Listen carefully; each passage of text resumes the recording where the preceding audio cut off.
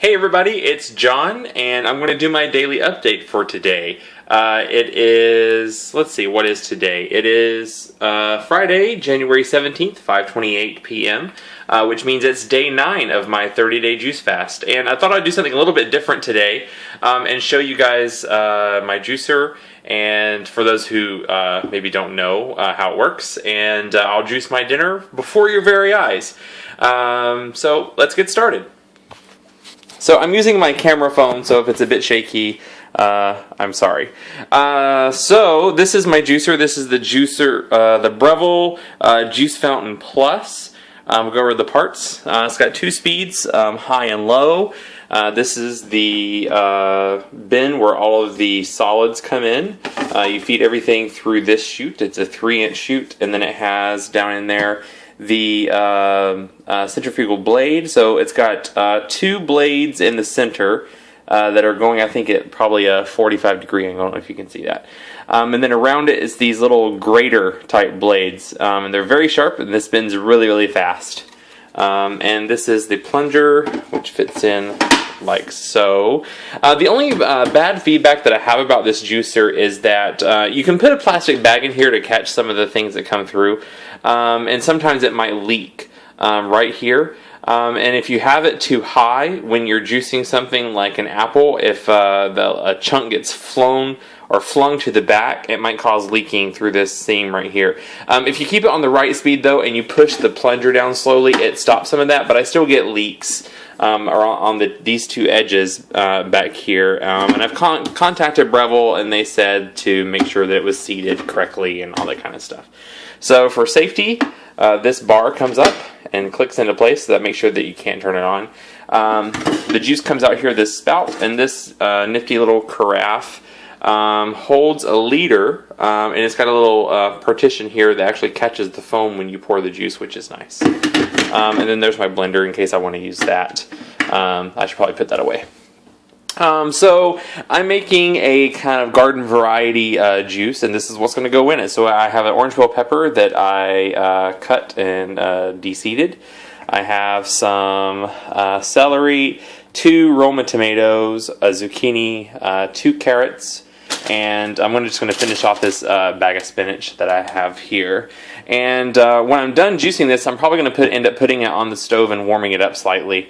So I have some like warm soup juice to drink. It's nice to have something warm every now and again. Otherwise, you do get tired of drinking room temperature or cold juices. And so without further ado, let's get started. I'm going to start out doing something with the spinach. I want to kind of sandwich it between 2 pieces of the pepper. I find that when I dump this loose spinach into the juicer, it tends to just sling the leaves around and not really juice it. You don't get a whole lot from it. You can rerun the pulp if you want to, and I found that sometimes will help. So actually, I might do that, because you'll see how much more juice comes out of it once you rerun it. So let's get started.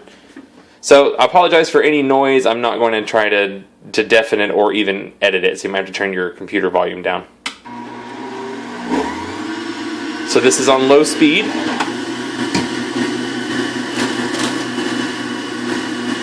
Just going to put a handful of spinach in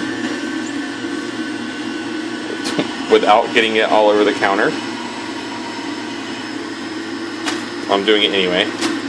So see how it's like almost the whole leaves are coming out. But sorry if my camera is like going wonky. I'm doing it one-handed. So I'll fill this up and I'll use the plunger.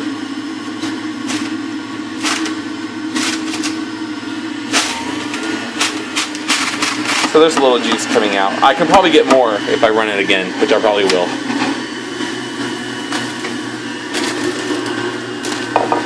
Oops.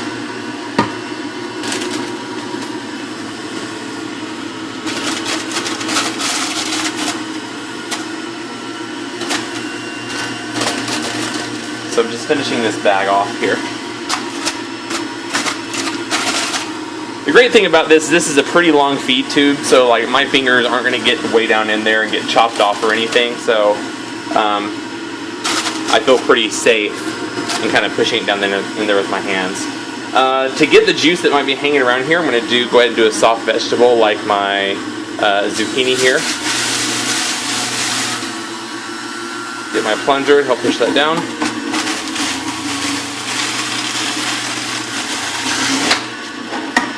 There we go. And I'm going to turn this off, and I'm going to pause the video and get my spinach out and rejuice that. So here's a snapshot of where my juice level is now. It's just at the, what is that, 200 milliliter mark. And so I'm going to rerun this, and then I'll show you how much juice is after I've rerun the spinach. Okay, so we're ready to rerun this. So I've got it down in there. I haven't turned the juicer on yet because I don't want it to sling it out completely again. I've got my plunger down. I'm going to apply a little bit of pressure, and I'm going to turn this on, and we should see some more juice come out here.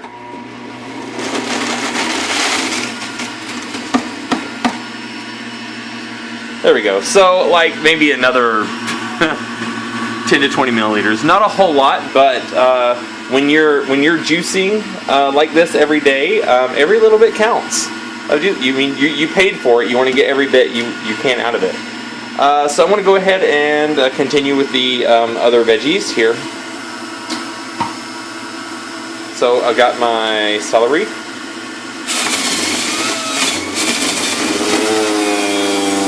Gotta push it down.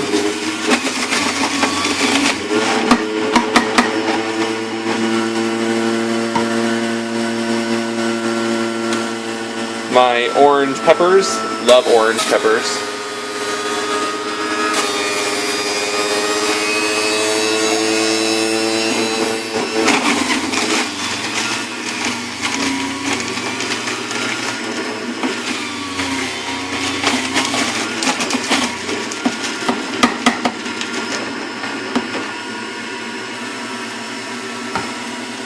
And I'm going to do my tomatoes. So they might bounce around in there, but it's okay.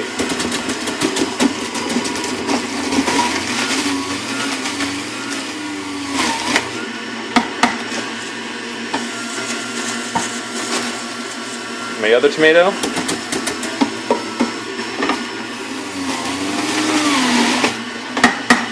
And now I'm going to turn it on high and do my carrots.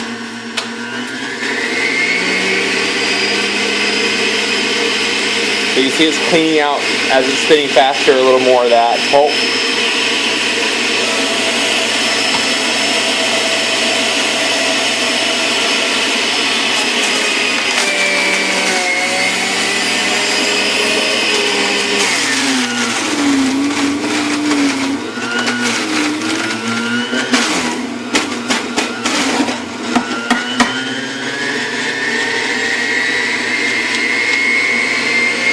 There we go. So it looks like we got a lot of pulp buildup here, which is probably because this got probably a little clogged with the wet zucchini, and I should probably clean that out. So there you have it. So in total, that's how much juice I got. So the juice probably comes up to about here, but there's just some foam that's crept down to this side, so I'll give this a good stir, and I'll put it on the stove, and I will bring you guys back. Okay, so I've got this great olive green colored juice on the stove, and I'm going to just heat this up with some probably just salt, pepper, and maybe some garlic and onion powder, and it'll be great.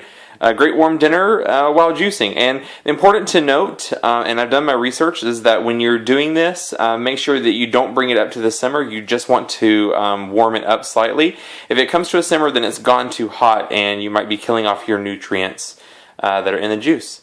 So that's it. Hope you guys enjoyed it, and I will see you guys next time.